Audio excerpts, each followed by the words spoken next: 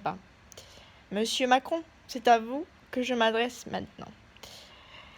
Je suis Alexia, j'ai 24 ans et je suis handicapée.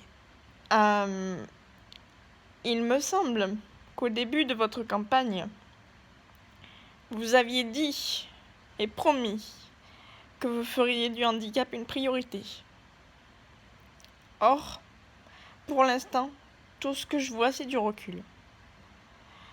Je ne cherche pas à vous critiquer sans esprit critique. Certains de vos points sont justes et à la fois altérés. Nous allons commencer par l'augmentation de la hache. Alors certes, vous l'augmentez, pas pour tout le monde. Pas pour les personnes en couple. Pourquoi ? Vous avez dit vous-même que les personnes en situation de handicap étaient trop dépendantes et que vous vouliez plus d'autonomie, plus de flexibilité. Est-ce que vous trouvez ça juste que les personnes en situation de handicap en couple doivent se reposer sur leur conjoint pour certains revenus? Pour moi, ça ne sonne ni l'autonomie, ni rien du tout. Je souhaitais juste faire cette remarque-là. C'est injuste de nous rajouter de la dépendance supplémentaire parce qu'on est en couple ou parce qu'on choisit de vivre en couple. Nous devrions avoir des revenus séparés. Deuxième chose, le fait de mixer plusieurs pensions comme l'allocation à la vie autonome et d'autres nous fait actuellement perdre des revenus.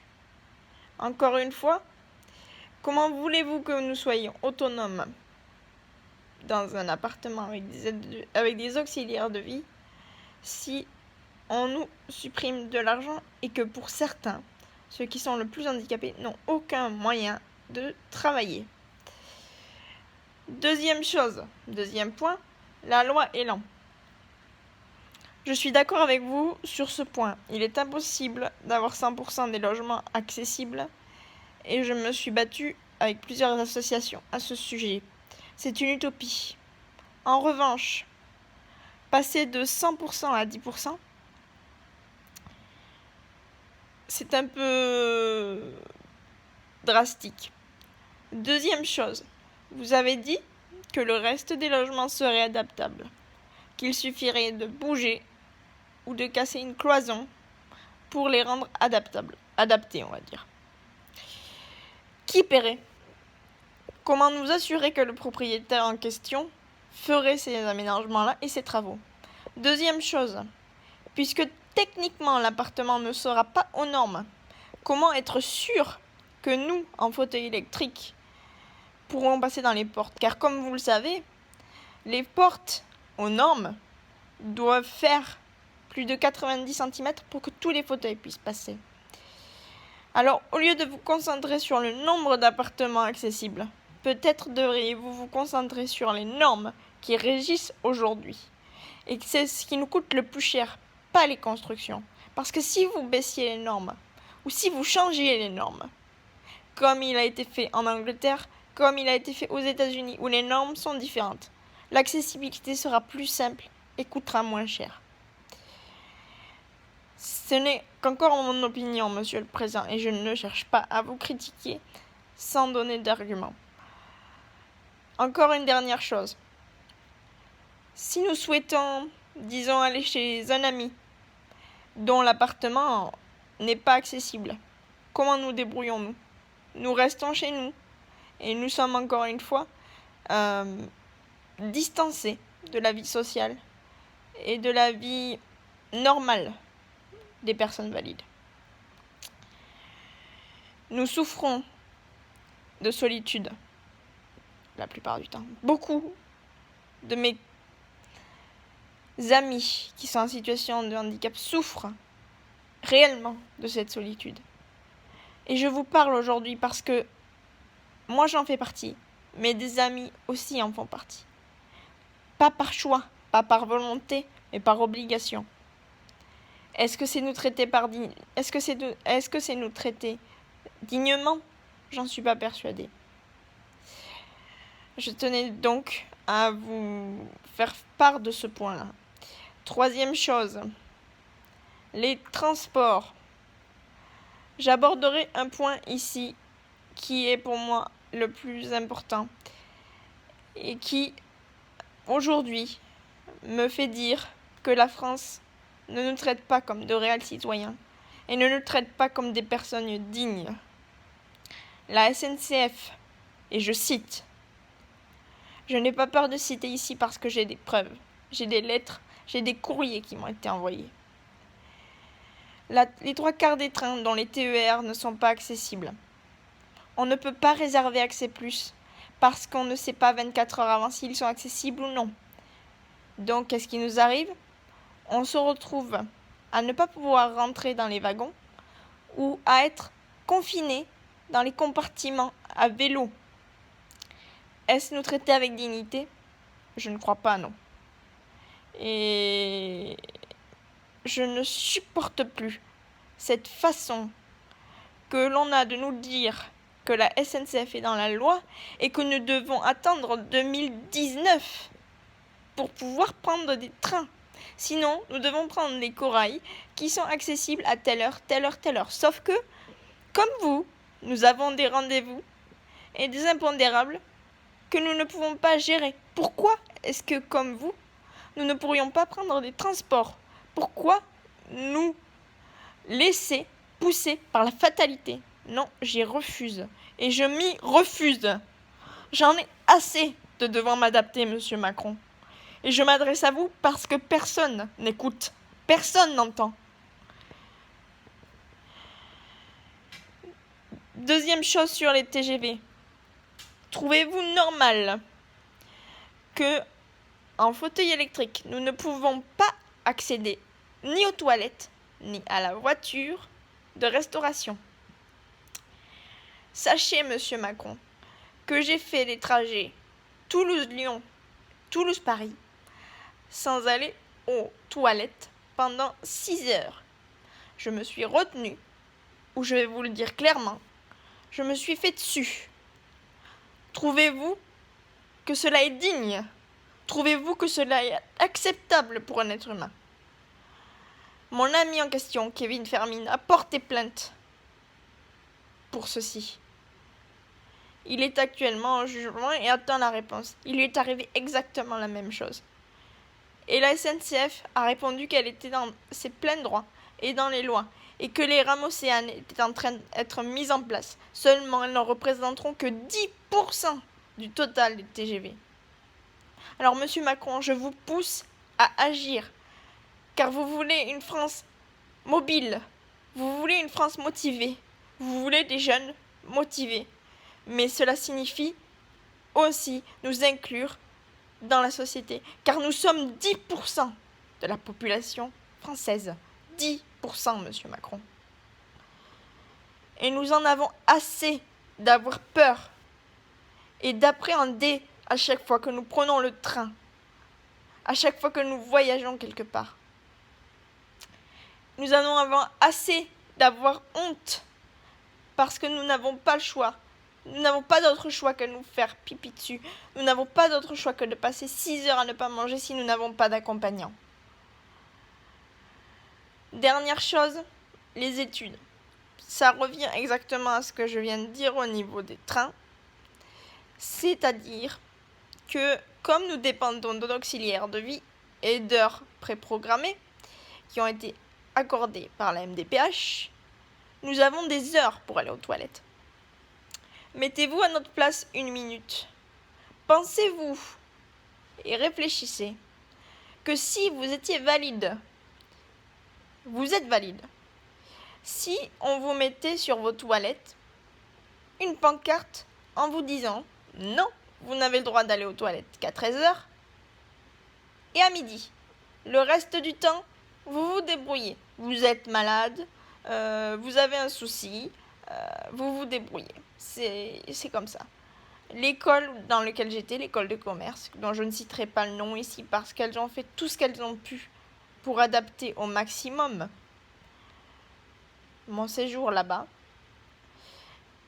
Malheureusement, la loi ne leur permettait pas de m'aider à aller aux toilettes. Et je trouve ça inadmissible qu'aujourd'hui, nous soyons soumis à des heures précises pour aller aux toilettes. C'est une atteinte à la dignité. Je ne compterai pas M. Macron et je n'ai pas honte de dire qu'aujourd'hui, je n'ai pas compté le nombre de fois où je suis rentrée chez moi avec ma couche ou mon pantalon plein. Croyez-vous que ça aide à la sociabilisation? Croyez-vous que ce n'est pas une atteinte à la dignité? Pensez-vous que les valides n'iraient pas faire la grève si cela arrivait? Pourquoi devrions-nous nous soumettre à cela? Pourquoi? Nous sommes citoyens comme tout le monde. Et il me semble que vous l'avez bien fait comprendre pendant le débat. Or, non. Dans les faits, nous ne sommes pas citoyens. Que ce soit de votre faute ou non, ou de par la mentalité de la France, nous nous sentons inférieurs à vous tous, aux valides. Nous nous sentons inférieurs parce que nous n'avons pas accès aux mêmes droits fondamentaux. Or, il me semble que c'est une violation des droits de l'homme. Et aujourd'hui, j'en ai assez, personnellement, d'avoir honte. J'en ai assez de me taire. Et j'en ai assez de subir les choses. Alors, cette vidéo ne vous atteindra peut-être jamais. Il m'en est égal. Mais il me semble important de pouvoir exprimer ce que je ressens. Dernière chose.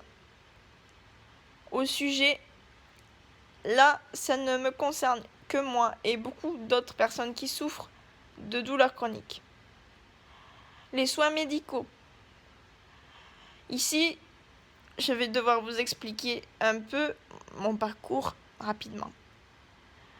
Je souffre depuis 10 ans d'une baisse de ma santé physique qui est inexplicable par aucun des médecins français. Je souffre de douleurs chroniques depuis 10 ans. Depuis 10 ans, les médecins, j'en ai vu quelques dizaines, quinzaines, ont cherché plusieurs solutions et n'en ont trouvé aucune. Aujourd'hui, ils m'abandonnent. Aujourd'hui, ils ne savent plus quoi faire. Aujourd'hui, ils me répondent qu'ils sont arrivés au bout de ce qu'ils pouvaient faire. Croyez-vous que je puisse vivre dans une société qui n'essaie même pas de chercher ailleurs, qui n'admet même pas qu'elle ne sait pas et qui ne m'envoie pas vers des spécialistes qui peut-être savent? Tout cela n'est pas uniquement de votre faute, je le concède. Mais la vie que je mène aujourd'hui, et je vous adresse cette vidéo parce que la vie que je mène aujourd'hui est inacceptable d'un point de vue humain, est inacceptable d'un point de vue physique. Vous n'imaginez même pas ce que c'est de me lever le matin. Vous ne pouvez pas l'imaginer. Vous ne savez pas ce que c'est d'être sans arrêt dans la douleur. L'isolement supplémentaire en plus du handicap que cela coûte. L'abandon des médecins qui cherchent à faire des traitements dont ils ne sont pas sûrs des résultats. La sensation que j'ai tous les jours. Pour vous donner un petit exemple, pour que ce soit peut-être plus clair, c'est comme si vous étiez coincé dans une maison en feu, que vous brûliez petit à petit, mais que vous voyez clairement tout ce qui est autour de vous. Vous voyez votre famille, vos proches, vos médecins, en train d'essayer de défoncer la porte. Et vous brûlez lentement, lentement, lentement. Et cela ne s'arrête jamais. Cela continue tous les jours. Et personne n'a de réponse. Comment puis-je construire une vie? Comment pouvons-nous construire une vie sans un minimum de réponse et de respect et de dignité? Aujourd'hui, je suis devenue une poupée des médecins. Ils me tripotent dans tous les sens sans me demander mon consentement. Et moi, j'ai l'impression que je n'ai plus à le donner et plus à me plaindre parce que je n'ai pas le choix. Ils cherchent à m'aider, donc c'est la seule solution. Que j'ai mal ou pas, cela n'a pas d'importance. Vous n'êtes pas responsable de ça, bien sûr. Je tenais juste à vous faire part des difficultés au quotidien que vous n'imaginez pas, que vous ne savez pas, parce que ça ne se voit pas. Monsieur Macron, je vous urge, s'il vous plaît, au nom de ma santé et de la santé psychologique des autres personnes en situation de handicap avec qui j'ai pu échanger, avec qui j'ai pu longuement parler, je vous urge, s'il vous plaît, de faire quelque chose. Faites quelque chose. Trouvez des solutions, je vous en prie. Il en va de notre dignité, de notre humanité. Rendez-nous cela, au moins cela, s'il vous plaît.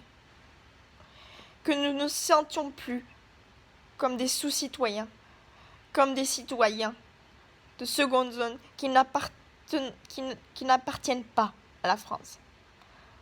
Voilà pourquoi je ne peux supporter l'équipe de France en finale de l'équipe de foot. Je ne peux supporter une équipe dont le pays m'a laissé tomber. Je vous remercie de votre écoute. Et je suis désolée d'avoir pris autant de temps, même si je suis persuadée que vous ne verrez jamais cette vidéo. Mais je vous en prie, pour notre santé physique et mentale, pour notre humanité et pour notre citoyenneté, agissez. Agissez. Venez vers nous, s'il vous plaît. Discutez avec nous. Cherchez la communication. Vous qui aimez tant ça, cherchez. Trouvez. Cherchez-nous. Nous serons là. Monsieur Macron, je vous urge d'agir. Merci de m'avoir écouté et d'avoir pris le temps. Merci beaucoup.